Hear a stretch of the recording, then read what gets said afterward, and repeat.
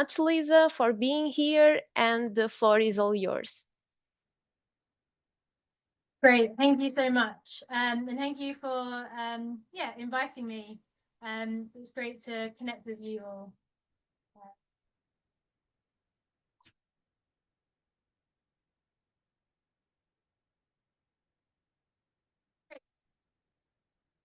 See my screen. So hello and welcome everyone. I'm Lisa from the Whitley Fund for Nature. So some of you may know a little bit about WFN. Some of you might be applying for a Whitley Award this year, and in which case, hopefully you're partway through your application process. Some of you might be looking to apply kind of into the future and want to learn a little bit more about us and funding opportunities, and also hopefully some kind of grant writing tips. I'll be running through who WFN are, what the Whitley Awards entails, and at the end, I'm happy to answer any questions that you may have. So, I'm Lisa. I'm the Grants and Networks Manager here at Whitley. I've been at Whitley Fund for Nature for 3 years, so this will be my 4th round of assessing applications. So I've read a few hundred by now, so hopefully I can kind of impart some of that knowledge onto you all today. And alongside kind of the application process, I also manage WFN's portfolio of active grants, which number around 60 to 70 at any given time. And I run our network development program, which brings together WFN alumni to collaborate and exchange knowledge. So, quick an overview of who WFN are. So we are a UK-based conservation charity, a conservation funder primarily. We were established over 30 years ago in 1993. And since then, we've channeled £24 million to over 200 conservation leaders working across 80 countries around the globe. We offer long-term laddered support to conservationists, leading local solutions to biodiversity and climate crises. And we support work that is rooted in communities and that creates lasting benefits for wildlife, landscapes, and people. And as I mentioned, we have a laddered funding scheme. So today I'll primarily talk to you about the Whitley Awards and what the Whitley Awards entails. And that's our flagship award. They're announced annually in London. But what we actually give out the majority of our funding is continuation funding. So these are follow-on grants for Whitley Award winners to continue their work and scale up their projects. And so we really value the ongoing relationship we have with our grantees across many years. The continuation funding grants are worth £100,000 for up to 2 years, and again are also awarded annually. And then finally, we have what we call our Gold Award, which is our top prize and is given to an established alumni in recognition of their work and success over the years. The award is £120,000 in project and unrestricted funding. And these alumni are kind of at a point where they are ready to give back to the network. So either through mentoring new winners or sharing their knowledge with their peers. So that's kind of an overview of WFN grants and the grants we give. And I might not need to sell you a lot on kind of why apply for a Whitley Award, but just in case I do, we give as I said, the Whitley Award is £50,000 of project funding awarded in a ceremony in London. While our winners are in London, we also give media and speech training, and that's really because the other half, almost, of a Whitley Award is the increase in profile and media attention for our winners, their organisations, and their work. And this is important because we know that kind of the ability to open doors to governments, to local partners, or to new funding opportunities is so important for conservationists. So that's really why we try and really increase the profile of these projects, and especially the project leaders, so that they can access and influence other stakeholders in their projects. So, when thinking about the Whitley Award, do you think about that aspect? So what would an increase in profile and attention do for you and for your project? Yeah.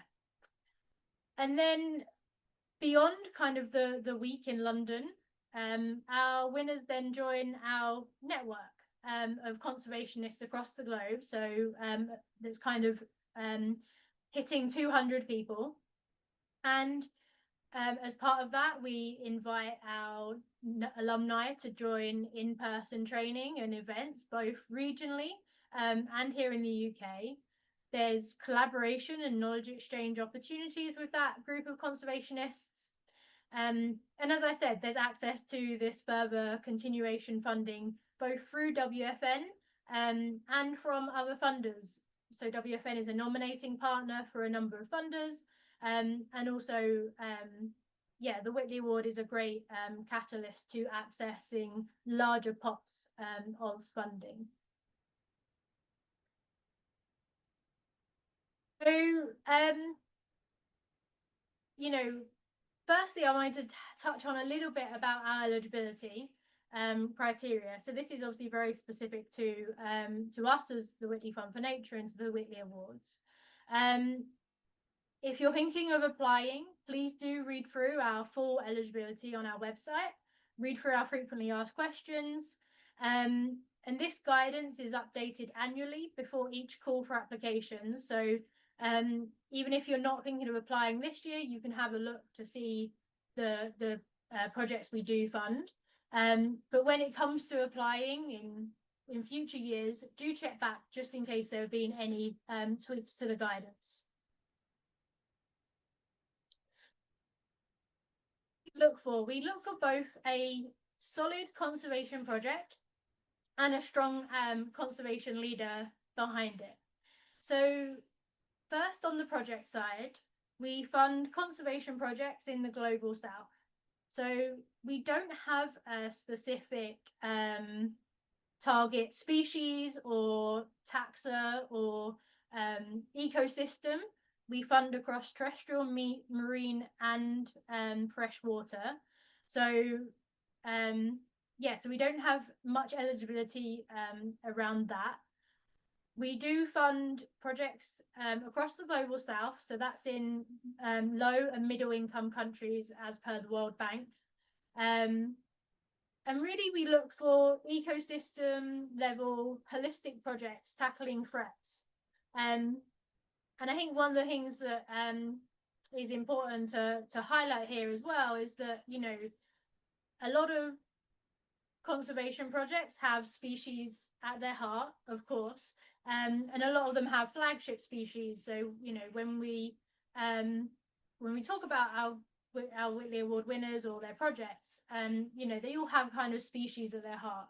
But when we look at applications, we also really want to see holistic projects that are working within areas to protect, beyond species alone. We want realistic but ambitious projects where, kind of, as I've alluded to, that extra funding will really make a difference and will step up some kind of project success that's been running for a while but is ready to go to the next level. We want to see scientific evidence behind all of our projects who we fund, and we want to see actions that have clear, measurable outcomes. We are a fundraiser ourselves, so we also put in fundraising bids. And because of that, we need to also be able to show our own impact as a funder. And so this is really important for us to have projects that have these measurable outcomes.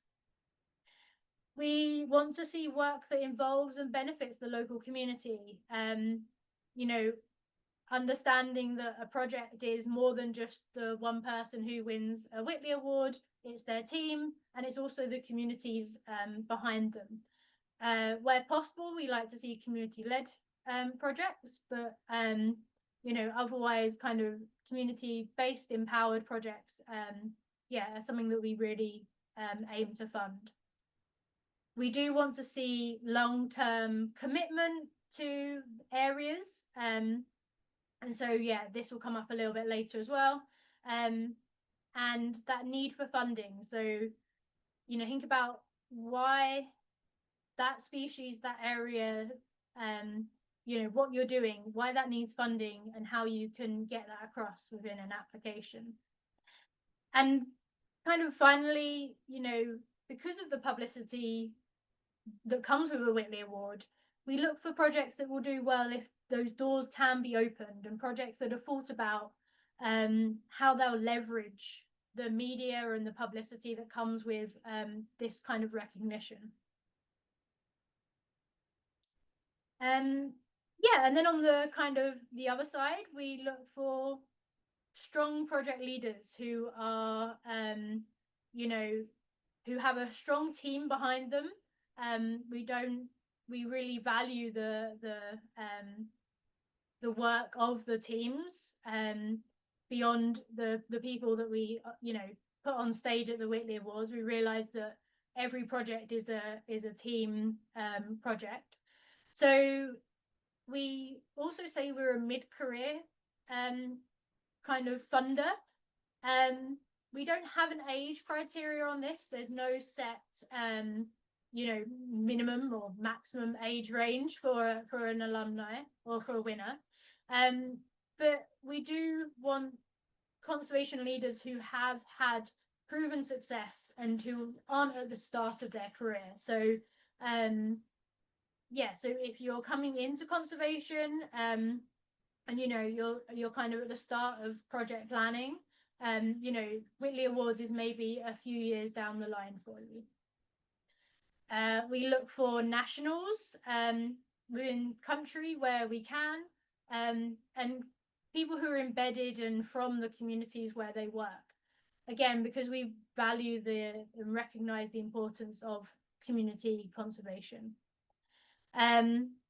We want our winners to be able to communicate in English.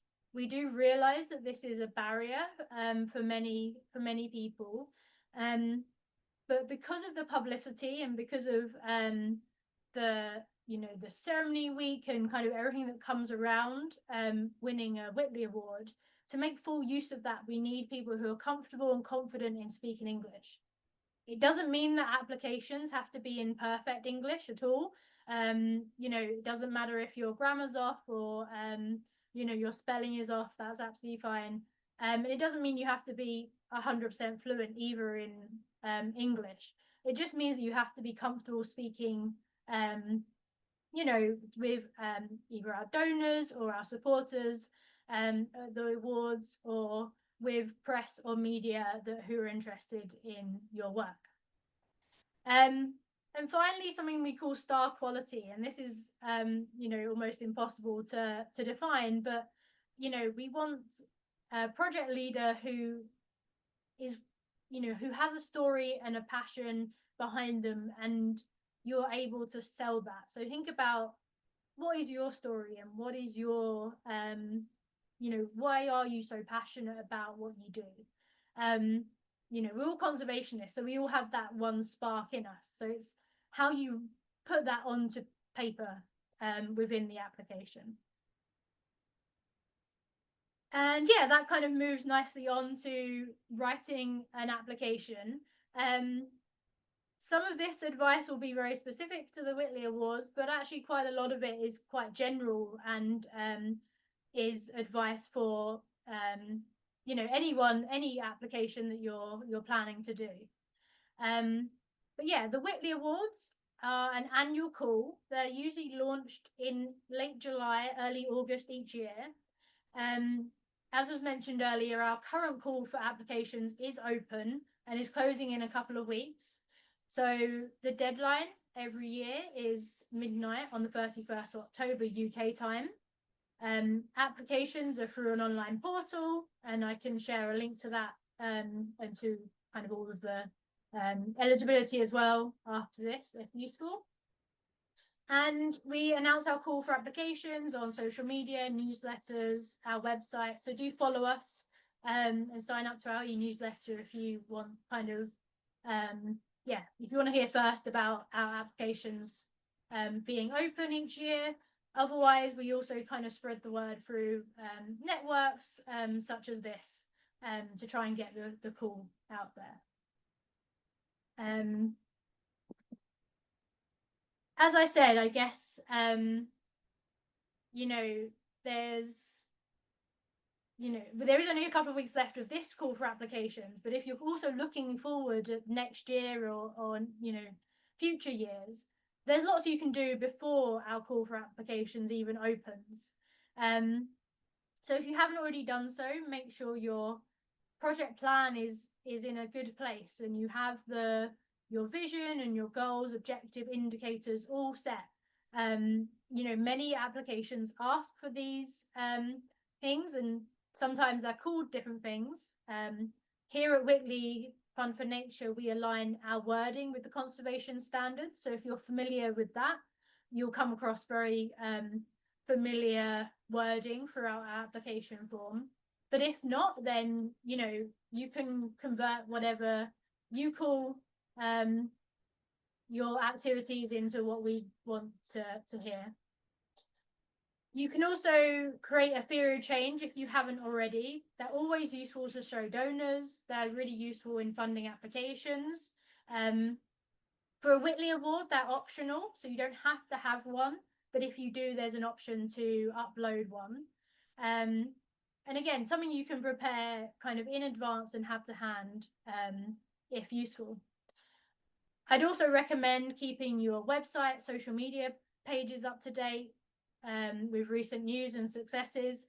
When we look at applications, we do also look beyond just what is on paper. We look at your website and we look at your social media profile as an organization to kind of see what you're doing and what you're up to. So yeah, make sure you keep all of that up to date. And the next tip is something that I was told actually by one of our winners, is have a folder of the best 10-20 photos that demonstrate your work. Have it on your phone, have it on your laptop. It's really handy just to have a really obvious have that visual representation of what you do and why. It can be useful if you meet funders at networking opportunities, or if you meet people who are interested in your work, just to have a few photos on your phone that you can just pull up and scroll across. If you haven't already got a safeguarding policy, you can start drafting one. So again, we require one of these at the Whitley Fund for Nature. So yeah, you can start drafting one if you don't have one. I won't obviously go into what a safeguarding policy is right now, but there's lots of advice out there if you're interested, and if you need to pull one together, you can. And then make sure you put that safeguarding policy into practice with your team too. And then make sure you have other funding opportunities on your radar. We're not the only funder out there. We also like to see match funding where possible. So yeah, do kind of make sure you have other opportunities on the radar.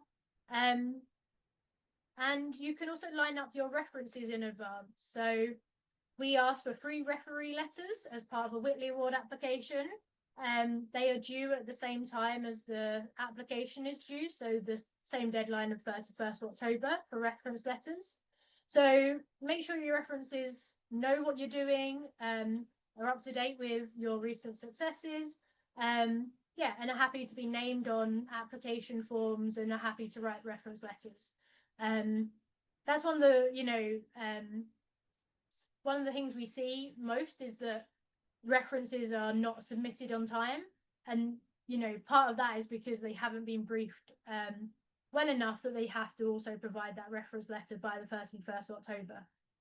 And finally, connect with WFN alumni if there's any in your area who are working, or if there's some alumni through the specialist groups as well that you can contact. So make sure you're connected with them, and they're usually happy to review applications if they can, or potentially be a referee if they know your work very well.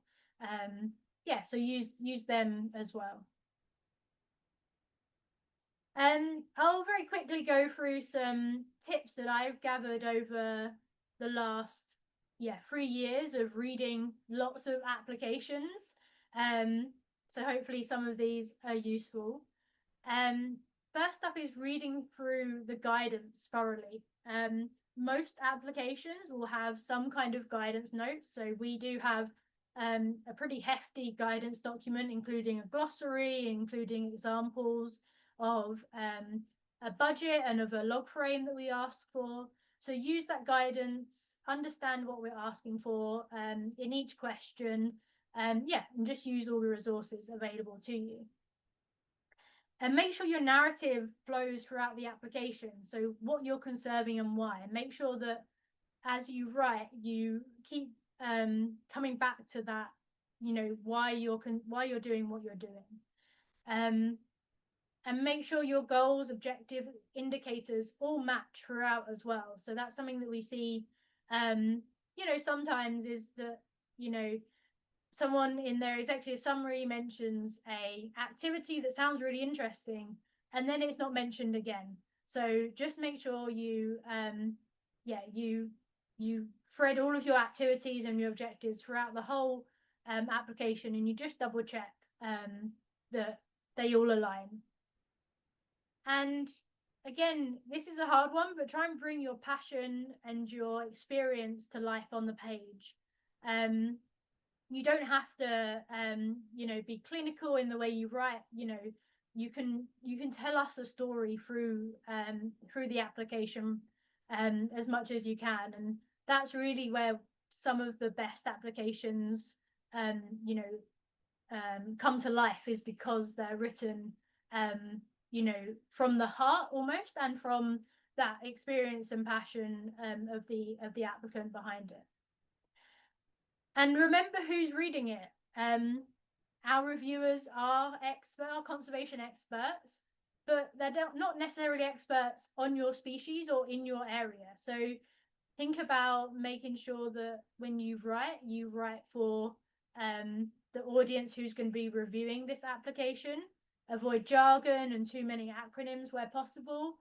And just kind of keep it as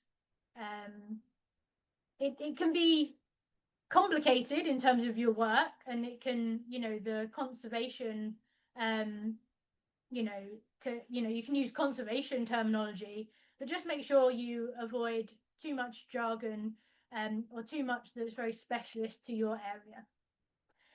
And finally, limit your use of AI. It is an incredible tool. We all probably use it. But when it comes to reviewing applications, and this harks back to, bringing your passion onto the page, you can tell when people have copied and pasted from AI and online sources. And it can get quite repetitive if you're reading hundreds of applications. So just use them cautiously. Make the use of them for grammar or for spelling, and if you need to tighten word limits, that's fine. But just make sure that the ideas are your own and come from the community and the project in which you work. And then finally, just kind of a few other tips when you're going through your application. Start early. Obviously 2 weeks is quite a short now. It is doable, but make sure your team is on board, and make sure you schedule time to get input from the communities as well, and any relevant stakeholders. If you are scaling up your project and you want to go into new areas, or you want to try a new activity, make sure your team and the community and stakeholders are on board with that. If you do have any technical questions or need any eligibility support, then the WFN team are always happy to help. You can contact us on our info email address, and it will likely be me replying. Yeah, so just do contact us if you have technical support, if you have any eligibility questions. We can't comment on applications before the deadline, but yeah, otherwise we're here to help. There's an offline version of the application form as well if you need it, whether it's if you want to collaborate with your team members, or if you know you're in an area where there's poor internet connectivity, or if you're traveling, you can work offline on a Word version. But do just remember to submit finally via the portal once you get to better connection, or yeah, once you can get to the office. If you're working directly on the portal, just remember to save it regularly. You can also download a copy as a PDF and things like that as well. And yeah, if you're not successful, don't be disheartened. You can apply for a Whitley Award multiple times. Writing applications like this is good experience for you and for your project. And not everyone is successful in their first time applying. Over the last few years, we've had people win who've applied 2, 3, 4 times before. So yeah, definitely don't be disheartened. It is a competitive process. But yeah, don't be disheartened if you aren't successful the first time. And then finally, I wanted to touch a little bit on finance and budget side, because again, these are where we see applicants struggle the most, and with the form. So in terms of organizational, we look for non-governmental non-profits. There's a little bit of gray area within this. For example, public universities that receive government funding, you know, people who work for them can apply. But majority we fund are non-profit charities. We look for previous experience in managing funds at the Whitley Award level, so that gives you an indication of the size of organisation that we're looking for when we look for potential Whitley Award winners. So yeah, if you've had grants that are £20,000-30,000 and you've successfully managed them, then you're probably ready for a Whitley Award size grant. If you're not quite at that stage yet, then I would suggest giving it a couple of more years to get that experience behind you. In terms of the budget side, we do look at the budget quite carefully. So when you're using our budget template, just make sure it doesn't have any errors, all of the sums add up. All quite simple things to do, but again, can affect your chances of getting through if you kind of submit a budget that has problems in it or errors. The ask from WFN on our budget should add up to around £50,000, but there's also room to include secured and pending funding. So yeah, you can have projects that are bigger than 50,000 with the extra funding included. And finally, I'll just touch on the last 2 points again, because they're quite common questions. We do cover salaries within a Whitley Award. So usually we ask for these to be up to 30% of the budget, although again, where there is a clear justification as to why salaries are taking up more of the budget, then yeah, we can consider that.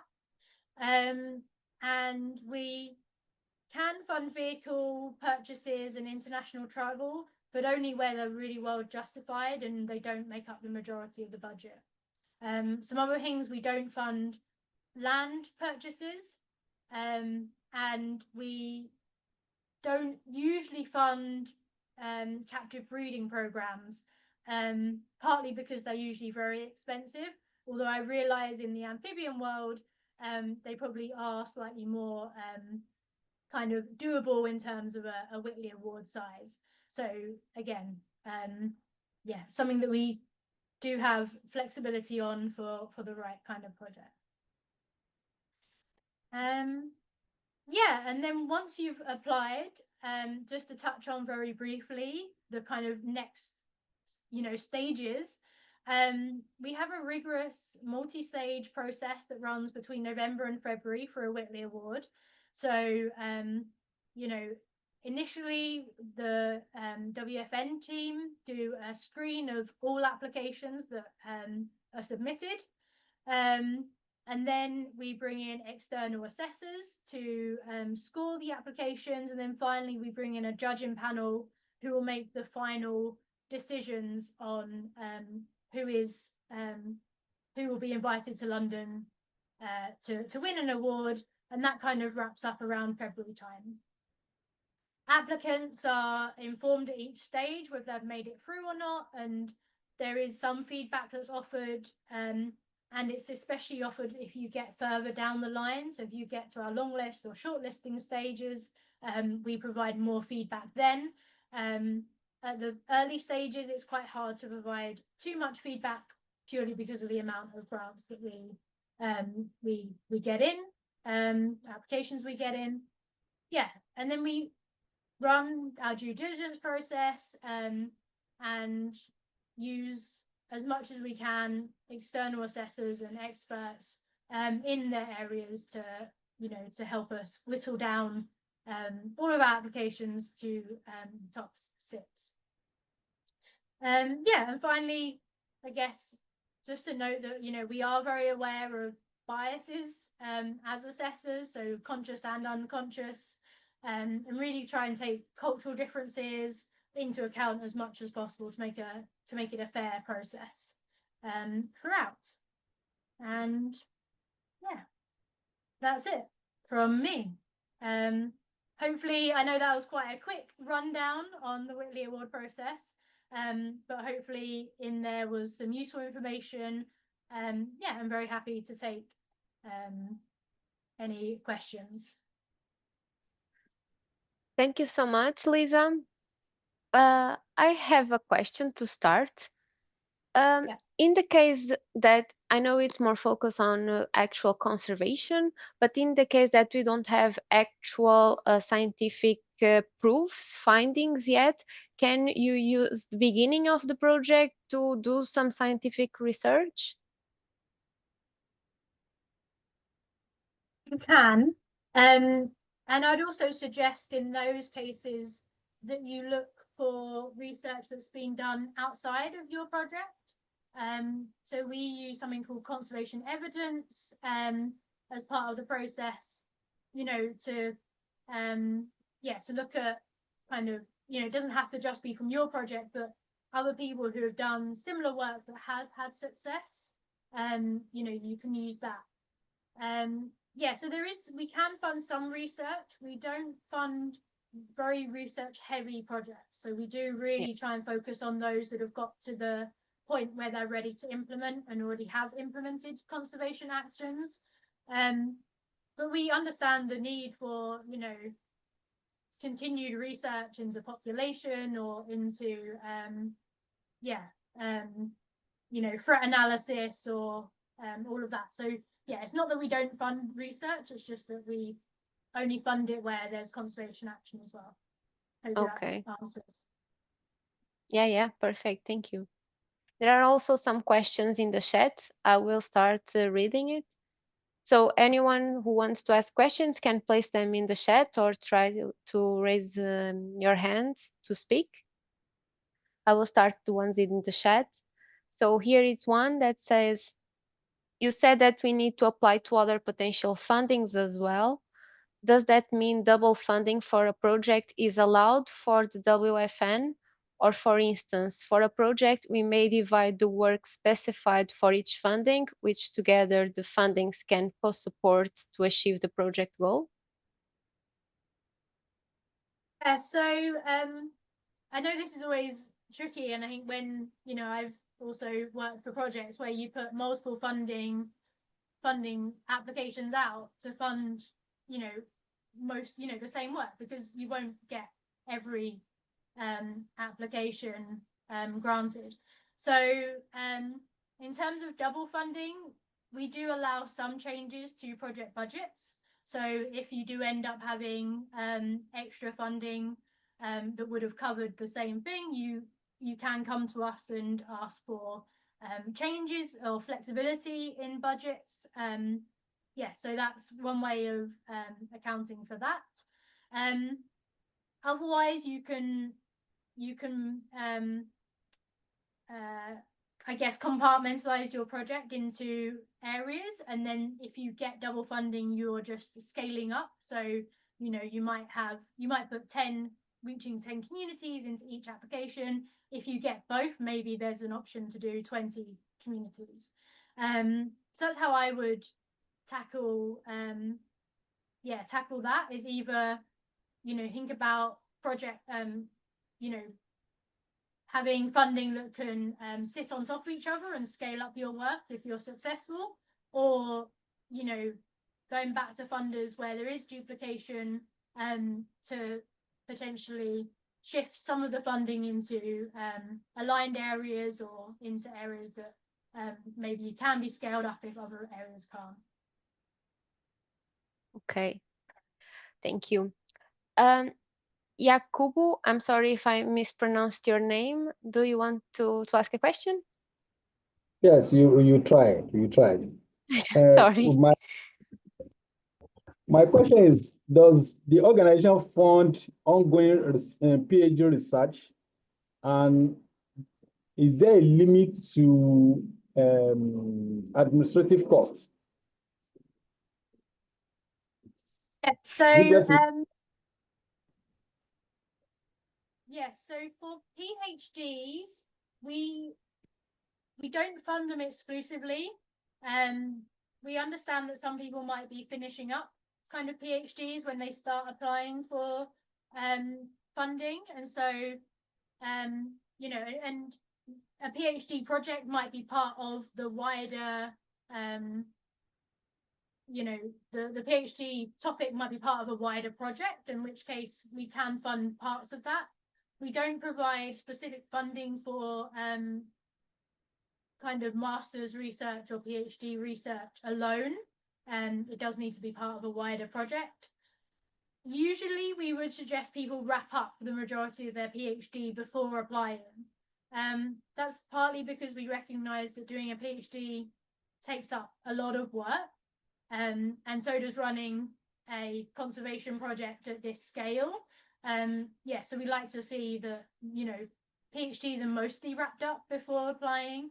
But if you're in your last year and you're just ready to kind of submit your thesis and you just need you're just going to wrap up, then that could be a good time.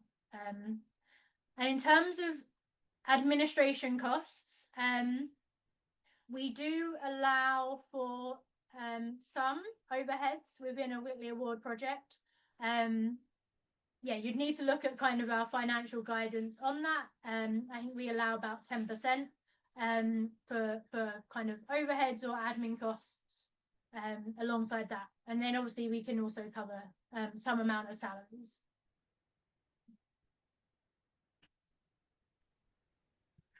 So there are more questions here in the chat. Is there only one award per year? So can the 50K be split between several projects? Yeah, thank you. So we give out around 6 Whitley Awards per year to 6 applicants. And then the £50,000, it can be split between several projects that you're running. I would say as long as they're complementary. And again, it kind of goes back to that narrative of when you write an application. So you might be working on, one project that is, community based, and you might be working on one project that is, restoration. You can usually weave 2 different projects like that into an overarching narrative quite nicely. Where it might be quite hard is where you're working in completely different regions or, between completely different species. you know, that might just be hard. But you know, there's ways of writing that narrative to do that. So yes, the 50K can be split between several projects, as long as the narrative and the kind of the arc of the application all makes sense and it all, you know, aligns. Okay. Another question, is there a problem if the proposal is more desk job based? We have already a bunch of data collected and our next goal is data analysis. I mean, it's not, yeah, it's not a problem. We understand that, you know, there's always data analysis behind projects. You know, there'll always probably be, as part of a project, someone who's sitting mostly at a desk, either analyzing data or, you know, writing reports or whatever. So it's not a problem. I would say that, you know, we will look at the conservation outcome. So as long as the data analysis is because you want, you know, think about what that data analysis is going to do at the end. You know, are you doing it so that you can convince the government to stop a certain activity, or, you know, are you doing it to feed into a action plan, a conservation action plan, or a species action plan? In which case, you know, that is part of a broader conservation action that you can write about. If the data analysis is purely for research and purely for publication, that will be harder to sell on a Whitley Award, because, you know, we do want to see that outcome at the end of it. So think about why you're doing the data analysis, and what you want at the end, you know, how you're going to measure the impact of that data analysis. So there is here another question about it's part of a PhD project or in the transition. So you already answered that people can, it's a good idea to apply at the end of PhD, right?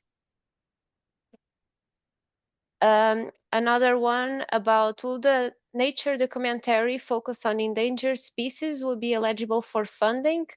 The project and the making of the documentaries also includes a significant amount of community conservation work. Yeah, I mean, this is a trickier one. It's not, you know, we don't say you can't apply with a nature documentary project. Again, I would think about how you're going to measure the impact of that documentary.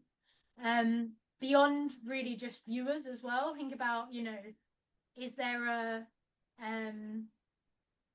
behavior that you're planning to try and change through that documentary? And if so, can you track that behavior change? Yeah, you know, think about the impact of that documentary. We don't really necessarily fund pure documentaries just for you know, just for standard viewers.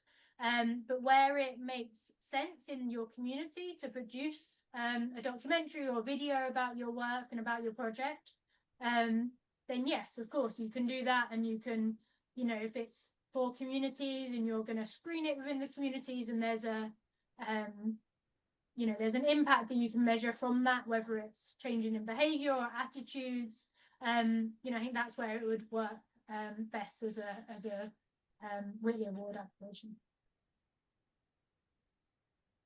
And here is, I think, a tricky question, difficult to answer. Which projects are mostly supported by WFN, community-focused activities, or conservation-focused ones? Which are the areas that are most weighted value? Yeah, I mean, that is a very hard question to answer. I mean, we also rarely fund one without the other. So you could almost argue that we have equal weight between community and conservation, because, you know, conservation can't be done in isolation. You know, there needs to be that community involvement at the local scale to make an impact. So yeah, we don't yeah, so I guess we do both and we want to see both. Ultimately, though, as we are a conservation organisation, that's where we see our impact is in the conservation side. So I'd say heavily community focused projects that are focused on more community development or developmental style projects work less as a Whitley Award because they miss the conservation side. So I guess, yeah, our focus is on the conservation, but we definitely only fund conservation where communities are involved. So yeah, hopefully that helps. It's not a clear-cut answer to that one. Well, there is another question in the same context that you will give more weight to ecosystem or single or multiple species level conservation action. I mean, I guess as I kind of alluded to, when you see a lot of a lot of applications will have either a flagship or will have a species focus. And so I think that, yeah, you'll see a lot of, Whitley application or Whitley winners, who do have a focus on a single species. But the ecosystem is just as important because, again, species don't live in isolation, and the threats aren't always in isolation either. So I would say, this is also very project specific and, project dependent. What works best in one context won't work best in another. So if you have a very critically endangered species that you're trying to save, we understand the reasoning behind focusing on that single species. If you are looking at an ecosystem and you're looking at a range of threats, it might be that actually you need to, look at a larger scale to make an impact. So yeah, I guess it really does depend on the context. But we look at both. We look at the ecosystem side as well as the species need as well. Yeah, I take the opportunity to also ask, you exclude already species that aren't in a threat category?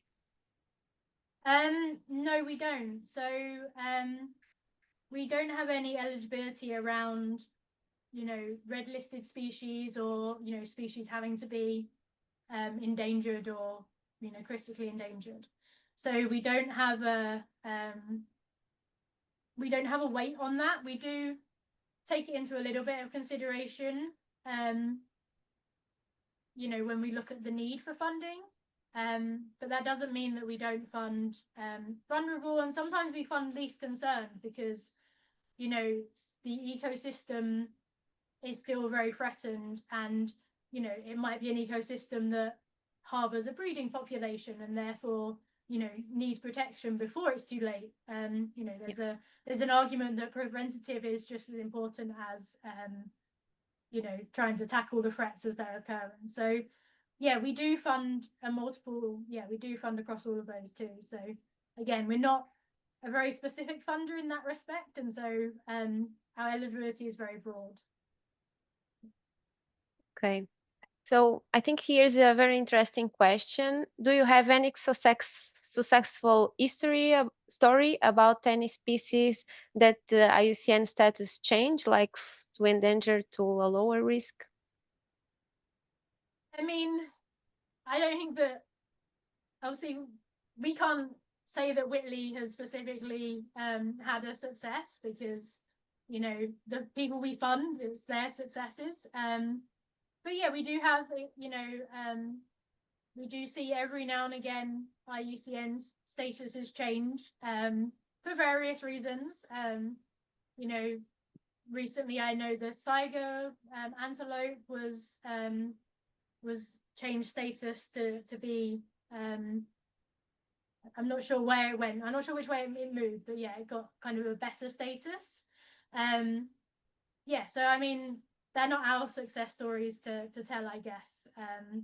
But we do, we have an impact report that I'm happy to share that kind of looks at the success of all of our alumni kind of collated, and that's quite an interesting read. But yeah, no real specific one that jumps to mind there, but I know there is a lot. So does anyone have more questions? Feel free to raise your hands as well. Because if not, there are no more questions in the chat. If you have, I think you can can send an email, right?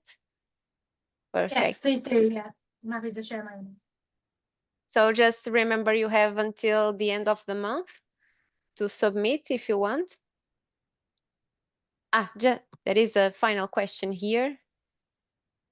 So you said that WFN don't support captive breeding, ex situ conservation, but in the context of population recovery, what if the project involved breed or propagate for plants species the species targets for population reinforcement?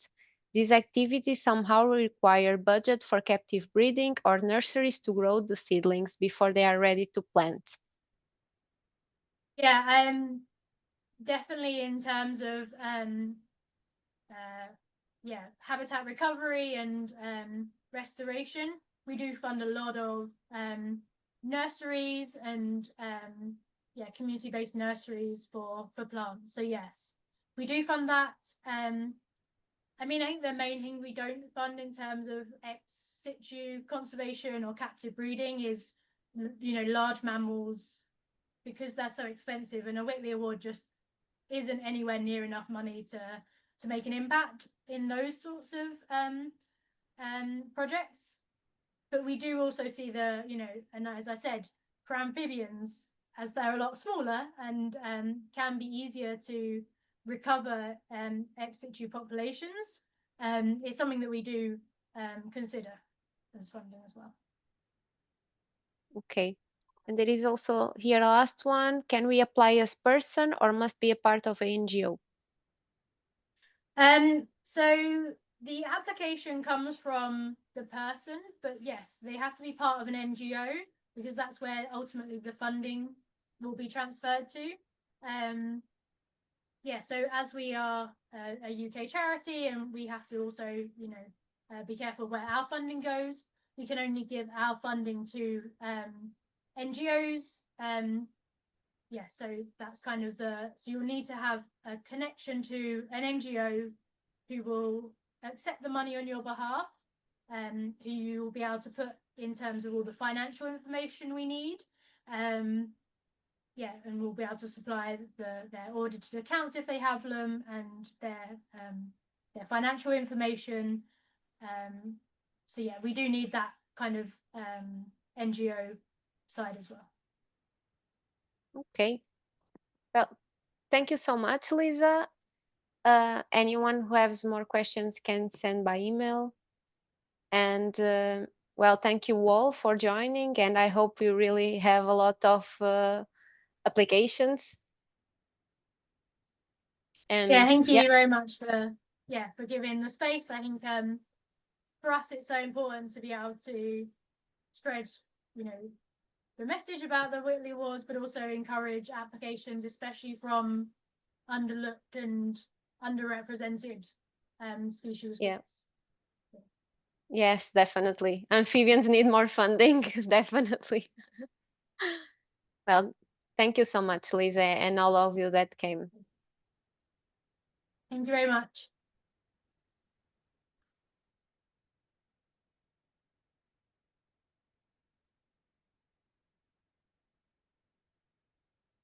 Thank you.